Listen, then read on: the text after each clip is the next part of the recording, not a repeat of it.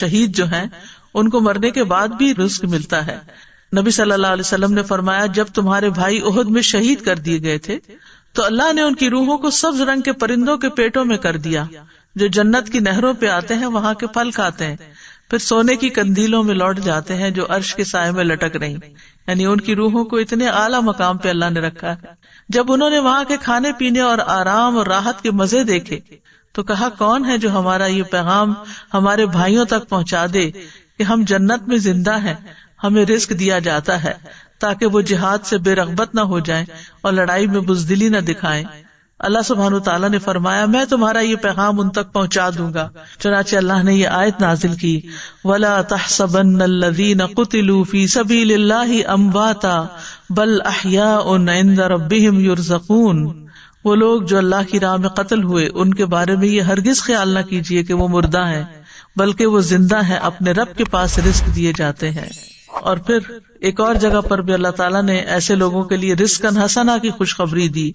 والذین ہاجروا فی سبیل اللہ ثم قتلوا او ماتوا لیرزقنہم اللہ رزقا حسنا وان اللہ لہو خیر الرازقین. اور جن لوگوں نے اللہ کے راستے میں وطن چھوڑا پھر قتل کر دیے گئے یا مر گئے، یقیناً اللہ انہیں ضرور رزق دے گا، اچھا رزق، رزقاً حسنا.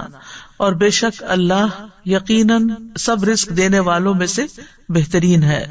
رزق کے کم یا زیادہ ہونے میں اللہ کی حکمتیں ہوتی ہیں. یاد رکھیے وافر رزق کا ملنا اللہ کی رضامندی کی علامت نہیں. جب کسی کے پاس بہت آ جاتا ہے تو عموماً وہ اس خوش فہمی کا شکار ہو جاتا ہے کہ اللہ مجھ سے بہت راضی ہے. کبھی اللہ تعالیٰ گمراہ اور جاہل لوگوں کے رزق میں بہت اضافہ کر دیتا ہے، ان پر دنیا وسیع کر دیتا ہے، اور کبھی اہل ایمان پر رزق تنگ کر دیتا ہے. تو یہ نہیں سمجھا جانا چاہیے کہ جو کچھ ہمیں ملا ہے یہ زیادہ ملا ہے، یہ اللہ کی محبت یا چنے ہوئے ہونے کی دلیل ہے. اللہ دنیا اس کو بھی دیتا ہے جس سے وہ محبت کرتا ہے، اور اس کو بھی دیتا ہے جس سے وہ محبت نہیں کرتا، مگر ایمان صرف اس کو عطا کرتا ہے جس سے وہ محبت کرتا ہے. رزق کا گھٹنا بڑھنا جو ہے یہ اللہ کی طرف سے ایک امتحان ہے. جیسے اور بہت سی چیزوں میں امتحان ہے تو رزق کے معاملے میں بھی ایک امتحان ہے. فَأَمَّا الْإِنسَانُ إِذَا مَا ابْتَلَاهُ رَبُّهُ فَأَكْرَمَهُ وَنَعَّمَهُ فَيَقُولُ رَبِّي أَكْرَمَنِ وَأَمَّا إِذَا مَا ابْتَلَاهُ فَقَدَرَ عَلَيْهِ رِزْقَهُ فَيَقُولُ رَبِّي أَهَانَنِ. بس لیکن انسان جب اس کا رب اسے آزمائے پھر اسے عزت بخشے اور اسے نعمت دے تو کہتا ہے میرے رب نے مجھے عزت بخشی، لیکن جب وہ اسے آزمائے پھر اس پر اس کا رزق تنگ کر دے تو کہتا ہے میرے رب نے مجھے ذلیل کر دیا. تو اللہ سبحانہ تعالیٰ کے اس فرمان سے بالکل واضح ہو رہا ہے کہ یہ رزق کا دیا جانا اور رزق کا لیا جانا دونوں ہی امتحان ہے.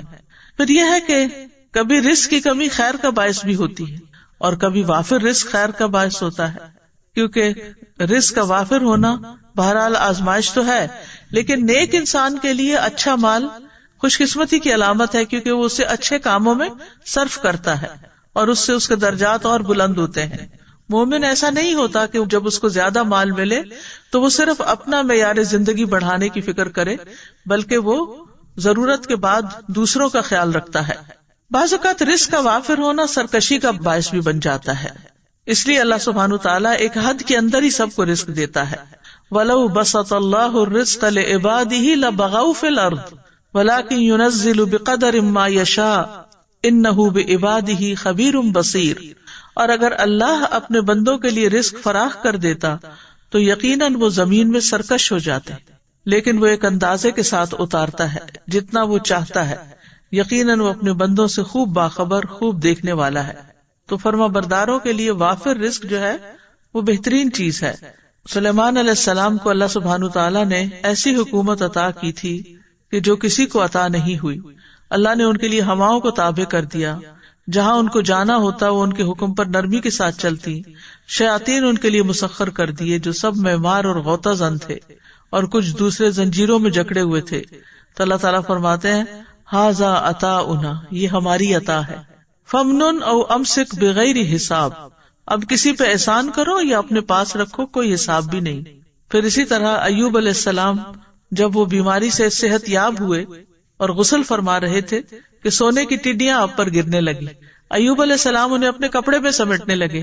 اتنے میں ان کے رب نے انہیں پکارا, اے ایوب, کیا میں نے تمہیں اس چیز سے بے نیاز نہیں کر دیا جسے تم دیکھ رہے ہو؟ یعنی تمہارے اندر تو اس چیز کی خواہش نہیں ہے. ایوب علیہ السلام نے جواب دیا, جی ہاں, تیری بزرگی کی قسم, لیکن تیری برکت سے میرے لیے بے نیازی کیسے ممکن ہے؟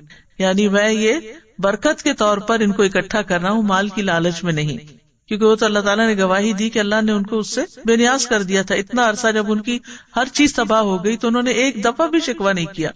تو اللہ سبحانہ تعالیٰ کبھی بندوں کو دے کے آزماتا ہے اور کبھی ان سے لے کے آزماتا ہے, اور آزمائش کے اعتبار سے سب سے زیادہ سخت انبیاء ہوتے ہیں, پھر علماء ہوتے ہیں, پھر عام نیک لوگ ہوتے ہیں. خود نبی صلی اللہ علیہ وسلم کا اکثر وقت فاقوں میں گزرتا تھا. نعمان رضی اللہ عنہ خطبہ دے رہے تھے اور کہنے لگے کہ عمر رضی اللہ عنہ نے اس دنیا کا ذکر کیا جو لوگوں نے حاصل کر لی. پھر فرمایا, میں نے رسول اللہ صلی اللہ علیہ وسلم کو دیکھا کہ آپ سارا دن بھوک کی وجہ سے بے قرار رہتے تھے, آپ خراب کھجور تک نہ پاتے تھے جس سے اپنا پیٹ بھر لیں. عائشہ رضی اللہ تعالیٰ عنہ فرماتی ہیں کہ محمد صلی اللہ علیہ وسلم کے گھرانے نے اگر دن میں کبھی 2 مرتبہ کھانا کھایا تو اس میں ضرور ایک وقت صرف کھجوریں ہوتی تھی, یعنی ان کوکڈ کھانا. اسی طرح صحابہ کرام جو تھے ان میں سے بھی بہت سے فاقے کے ساتھ ہوتے تھے.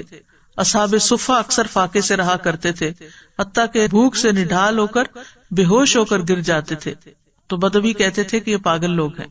رزق کے حوالے سے چند اور باتیں بھی یاد رکھنے کی ہیں. نمبر 1 یہ کہ ہر انسان کا رزق مقرر ہو چکا ہے. نبی صلی اللہ علیہ وسلم نے فرمایا, ابن آدم سے 4 چیزوں کے معاملے میں فارغ ہوا جا چکا ہے, اس کی تخلیق, اس کے اخلاق, اس کے رزق اور اس کی موت سے. پھر ماں کے پیٹ میں ہی بچے کا رزق لکھ دیا جاتا ہے. رزق سے بھاگنے والا بھی رزق پا کر ہی رہے گا. رزق کی تلاش میں نکلنا چاہیے, منع نہیں ہے. اللہ کے ذمہ رزق ہونے کا مطلب یہ نہیں کہ انسان کمائی نہ کرے یا تلاش نہ کرے. اس کا مطلب ہے کہ رزق کے تمام خزانے اللہ کے ہاتھ میں ہیں, لیکن انسان کو محنت کرنا ہوگی, اسباب اختیار کرنا ہوں گے, اور رزق کی تلاش کا بھی حکم دیا گیا ہے. فابتغوا عند اللہ الرزق واعبدوہ. جمعے کے دن بھی جب جمعہ پڑھ لیا جائے تو کیا حکم دیا گیا؟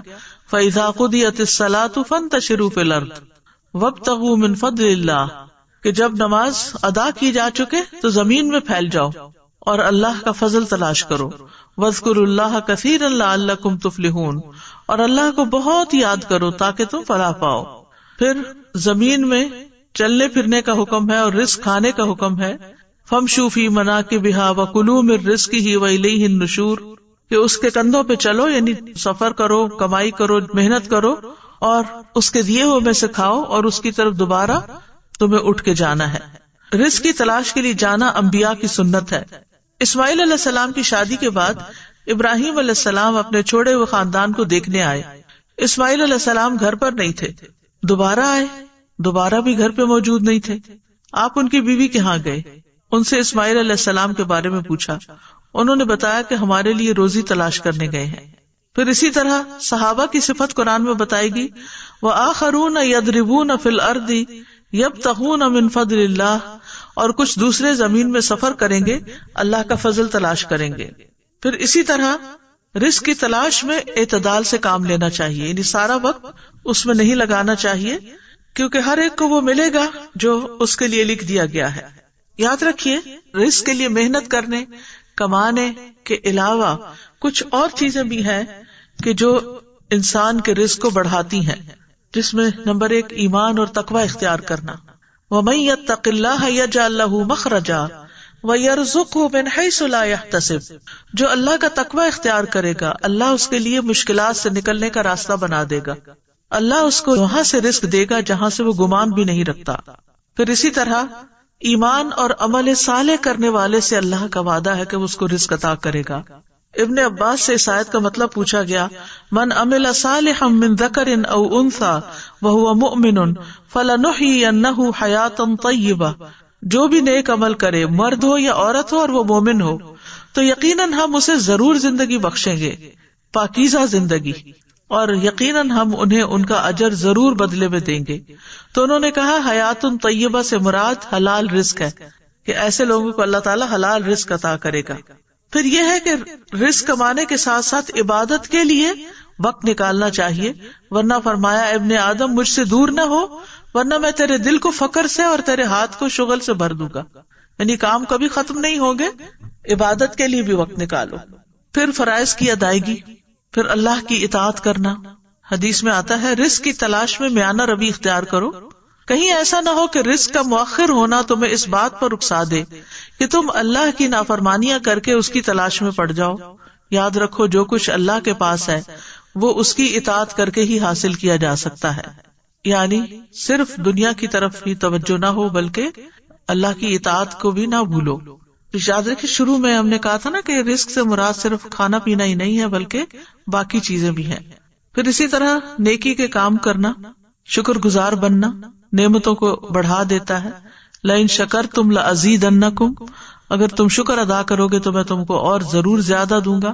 پھر توبہ استغفار کرنا، اس سے رزق میں اضافہ ہوتا ہے. تسبیحات سے رزق ملتا ہے.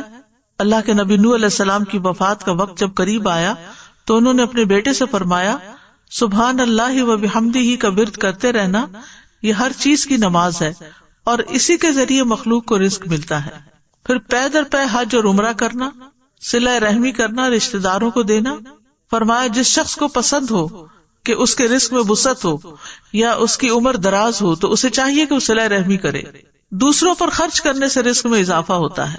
رسول اللہ صلی اللہ علیہ وسلم نے فرمایا کہ اللہ عز و جل فرماتا ہے اے ابن آدم خرچ کرو میں تجھ پر خرچ کروں گا.